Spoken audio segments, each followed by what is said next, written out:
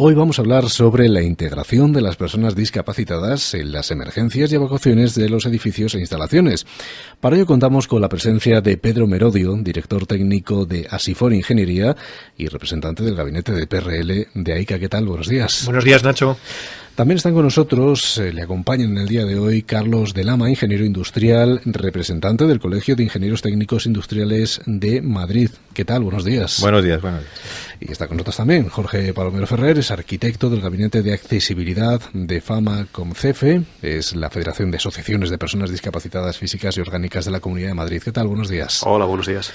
Bueno, Pedro, ¿por qué en el día de hoy vamos a hablar sobre la integración de las personas discapacitadas en el diseño e implantación de los planes de emergencia? Bien, perfecto, Nacho. Pues para todos nuestros oyentes, para nosotros, desde el Gabinete de Prevención de AICA y desde Asifor, es una de los pilares fundamentales de la integración de todas las personas en el ámbito laboral. Y dentro del ámbito laboral, pues tenemos que tener en cuenta de cuando ocurre una emergencia, cuando ocurre la posibilidad de tener que evacuar o de confinar en un centro, pues es muy, muy importante el que podamos contar con todas las personas y velar porque todas las personas puedan salir del edificio o poder ser confinado al edificio con la máxima seguridad. Y por ello, todas las personas discapacitadas también tienen que estar integradas en ese plan de emergencias y ese plan de autoprotección, dependiendo de la actividad y del edificio.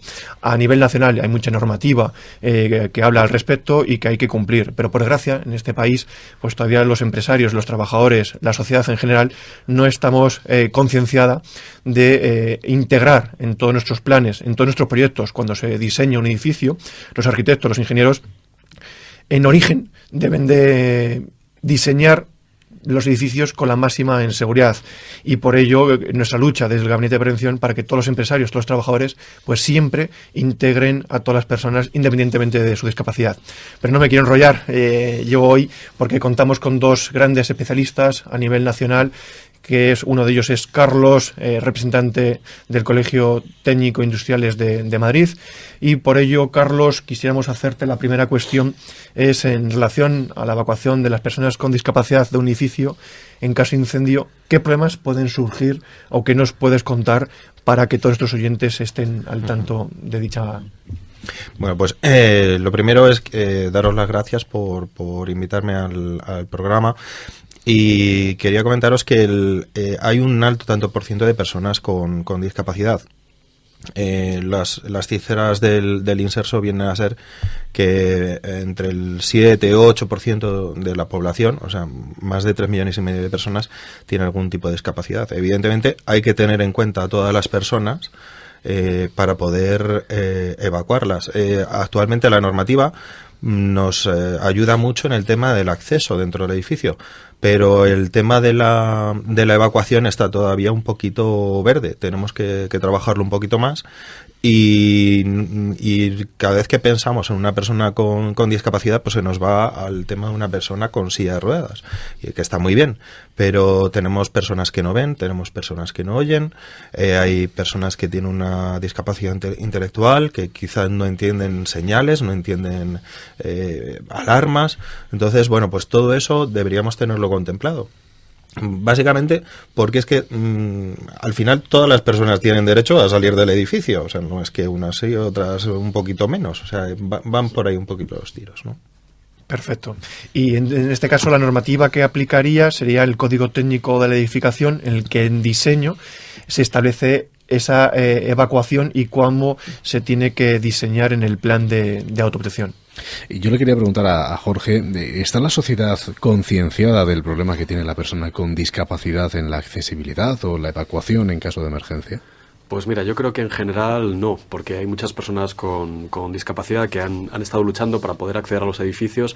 Ahora la gran lucha es la evacuación y la prevención, porque a pesar de que hay mucha gente con discapacidad reconocida, como decía Carlos, muchos de nosotros podemos tener de forma temporal alguna discapacidad y tienen que estar preparados los edificios y los servicios para poder evacuar con seguridad. Y esto es una cuestión de preverlo y buscar un poco cuáles serían estos procedimientos para evacuar. No solo que el edificio esté cumpliendo la legislación, sino que todos con seguridad, cuando haya alguna emergencia, podamos evacuar. Es una concienciación que tenemos que hacer desde los colectivos de las personas con discapacidad y, por supuesto, desde los técnicos también. Bien, perfecto. Y Carlos, actualmente la normativa contempla la evacuación de las personas con discapacidad. ¿Los edificios están cumpliendo dicha normativa? Como bien apuntabas antes, Pedro, el Código Técnico es la referencia actualmente. El Código Técnico en su documento básico de seguridad de incendios y el documento de accesibilidad y seguridad en uso. ¿Qué es lo que pasa? Pues los edificios a partir del 2006 y sobre todo del 2010 tienen la obligación de cumplir con esa normativa, pero esta normativa al final no es suficiente. ¿No es suficiente por qué? Pues porque tenemos los edificios pueden estar preparados, estar muy bien diseñados, pero necesitamos un poquito más. ¿Qué es lo que dice el Código Técnico, además de cómo tienen que ser las puertas, cómo tienen que ser los pasillos? El Código Técnico dice que si un edificio necesita un plan de emergencia, hay que hacerlo, no solo hay que hacerlo, sino hay que tener a las personas con discapacidad en cuenta. ¿Y dónde entra el plan de emergencia? Pues para todos los empresarios, por ejemplo, tienen que estar muy concienciados de que no solo el edificio tiene que estar bien diseñado, sino que el empresario tiene que tener conciencia de que tiene que hacer un buen plan de emergencia, porque incluso así lo dice el Código Técnico. Entonces, esto es donde nosotros tenemos que hacer un poquito más de énfasis. El edificio, la normativa sí lo están cumpliendo, sobre todo a partir del 2010, pero hay un plus más, o sea, hay que hacer unos planes de emergencia adecuados. Bien, perfecto. Y entonces, Carlos, según en este caso tu opinión, ¿quiénes son los profesionales que están capacitados para redactar estos planes? Porque el Código Técnico lo podemos ser conocedores de él, podemos saber lo que es, como técnico en prevención, un plan de emergencia es un plan de acción. ¿Quiénes son estos profesionales, bajo tu opinión, los que están capacitados para redactar estos planes? Bueno, pues esto es otro. Aquí hay un pequeño agujero en la normativa. En la normativa de los planes de autoprotección, como estabas comentando, Pedro, es el Real Decreto del 393 del 2007. Es una norma básica para hacer planes de autoprotección. Y hace una referencia a un técnico competente que conozca la actividad de la cual está haciendo el plan de autoprotección. ¿Cómo se comprueba eso? Pues bueno, de diferentes maneras en diferentes comunidades autónomas. Desde mi punto de vista muy personal, creo que ahí hay un agujero normativo y que tenemos que de alguna manera dar un paso más allá, que la administración dé un paso más allá, diciendo cuáles son las personas que tienen estos conocimientos, entre todos, la sociedad, los grupos de interés, todos los que tengan conocimiento sobre esto, tienen que hacer énfasis en que la persona que haga los planes de autoprotección tiene que ser una persona capacitada, y los tanto empresarios como aquellos promotores como las personas que tienen que hacer alguna actividad tienen que ser conscientes de que esas personas tienen que ser verdaderos especialistas, no vale cualquier persona, porque luego nos encontramos con problemas que, bueno, pues todos recordamos, Madrid Arena, se nos va a todos la mente a esto, ¿no? Pero es que es así, o sea, la persona que tiene que hacer estos planes tiene una grandísima responsabilidad, y la persona que contrata tiene otra grandísima responsabilidad. Y creo que cuanto más conocimiento y mejor valorada esté esa persona que haga el plan de autoprotección, mucho mejor. Totalmente de acuerdo contigo, Carlos. Recordar que a todos nuestros oyentes que el plan de autoprotección tiene que estar elaborado por un técnico competente. Es aquí la dichosa agujero que estabas comentando, de que ese competente, ese técnico, pues que sea conocedor ya no solo del edificio, ya no solo de integrar a todas las personas, sino también conocedor del perfil de las personas que están trabajando, los usuarios de este edificio. En este caso, con el tema tan importante que estamos tratando hoy, pues el conocer, ese técnico competente, las diferentes discapacidades de las personas que están usando y que están trabajando en el edificio, para poder evaluar, analizar e integrar con medidas prácticas reales en los planes de autoprotección, y que no sea el corte y pega de turno que da y baraja a todo el mundo por igual.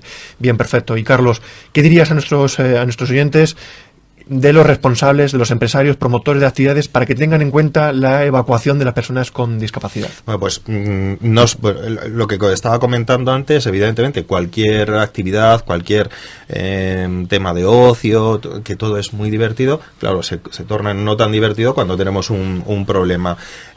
Si además a esto le añadimos a las personas con discapacidad, pues el desastre puede ser absolutamente mayúsculo, porque no solo hay que evacuar a las personas con discapacidad teniendo en el plan de autoprotección teniéndoles en cuenta, sino que esas personas con discapacidad incluso pueden de alguna manera entorpecer, claro, no porque ellos quieran, sino en la evacuación del resto, con lo cual o la persona que hace los planes de autoprotección tiene muy claro todos los pautas que tienen que haber para evacuar ese edificio, tanto si es porque es un tema administrativo, comercial, ocio, lo que sea, tienen que tener en cuenta a las personas con y sin discapacidad para que tengan los conocimientos y el bagaje suficiente para que no haya ningún problema o los problemas sean los mínimos posibles. Yo de nuevo le quería preguntar a Jorge Palomero, ¿qué medidas se pueden proponer para la mejora de la evacuación de las personas con discapacidad? Pues hay mucho que hacer, hay mucha investigación que hacer todavía porque, como decíamos, el Código Técnico todavía no exige a todos los edificios todas las medidas que serían necesarias. Cuando estamos en un hospital, en un colegio, en un centro de ocio o en un centro comercial, hay muchas tipologías de edificios para las que no es obligatorio tener ascensores de emergencia ni zonas de refugio. Entonces tenemos que estudiar muy bien, primero, cómo son todos los colectivos de personas con discapacidad. No es lo mismo ir en silla de ruedas, tener una discapacidad física, pues eso, que no entender muy bien las señales en caso de discapacidad intelectual. Tenemos que pedir el consejo de las asociaciones y federaciones de personas con discapacidad para saber cómo reaccionan en caso de incendio. Y con ese conocimiento intentar ir un poco más allá de la normativa y, en el caso de los planes de autoprotección y emergencia, saber cómo reaccionan esas personas y buscar procedimientos para su correcta evacuación. Hay mucho que hacer. Yo espero que desde aquí demos como el punto de partida para hacer esa investigación y proponer esas medidas concretas en los planes.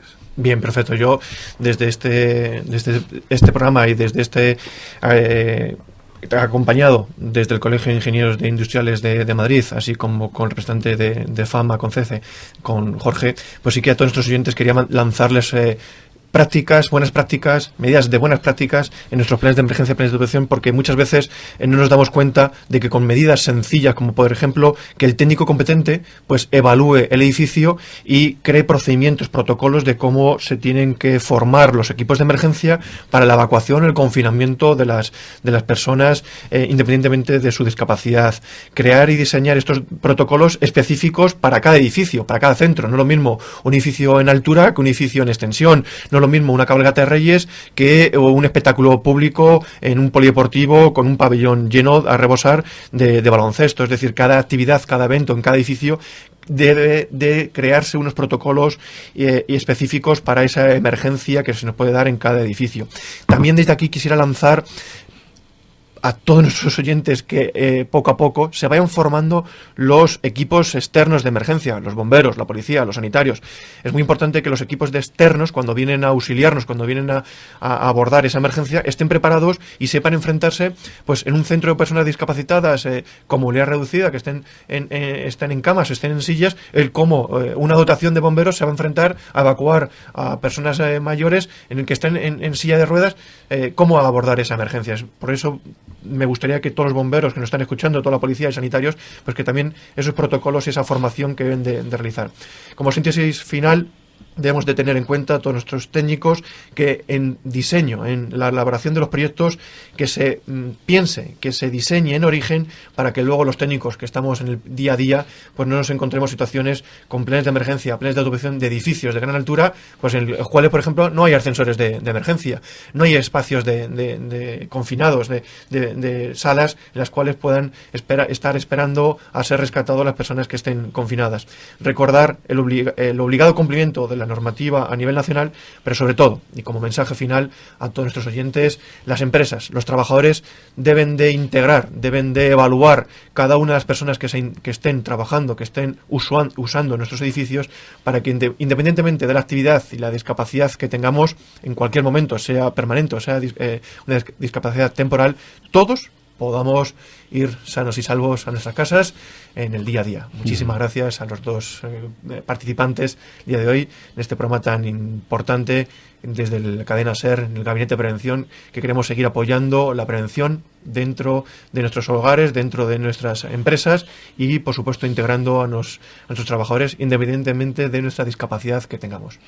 Bueno, pues Carlos Lama, ingeniero industrial, representante del Colegio de Ingenieros Técnicos Industriales de Madrid, gracias por haber estado con nosotros. Muchas gracias a vosotros. También a Jorge Palomero Ferrer, arquitecto arquitecto del Gabinete de Accesibilidad de Fama Concefe. Muchísimas gracias. A vosotros. Y por supuesto, como siempre también, a Pedro Merodio, director técnico de Asifor Ingeniería y representante del Gabinete de PRL de AICA. Muchísimas gracias. Muchísimas gracias a todos.